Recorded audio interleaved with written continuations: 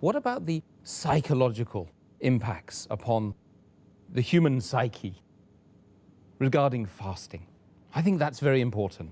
As far as the psychological dimension is concerned, fasting helps in patience, forbearance, and perseverance. It helps a person to increase his self-control, his self-worth.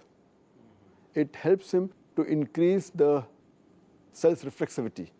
Also, the self-training and discipline is improved. The main psychological benefit of fasting is the increase in patience and perseverance. And it can make a person who says, I cannot do, it can make him say, I can do. And fasting helps in the conditioning of the heart, body, mind, and soul. It improves the overall dimension of the human being. And fasting is a sort of training. It even helps in behavioral change. And changing a behavior is very difficult. A person who's used to a particular behavior, to change a person's behavior is very difficult. It is, as we say, that the best type of jihad is jihad fi nafs. That is, striving against your own soul. So to change the habits is one of the things which is most difficult, which fasting can do.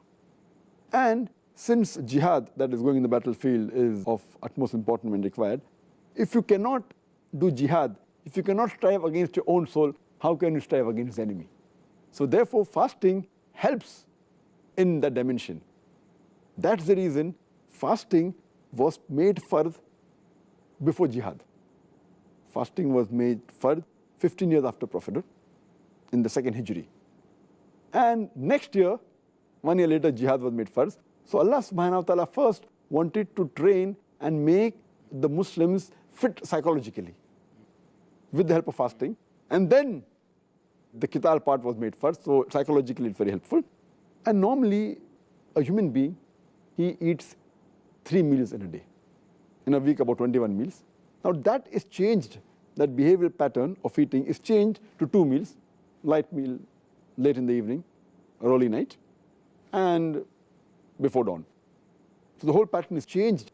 And this helps in various psychological aspects, the training.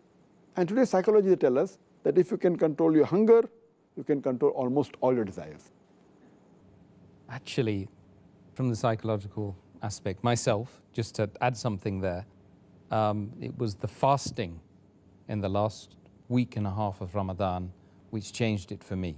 It changed my mind totally. Alhamdulillah. And that's what actually led me to taking the Shahada. Alhamdulillah.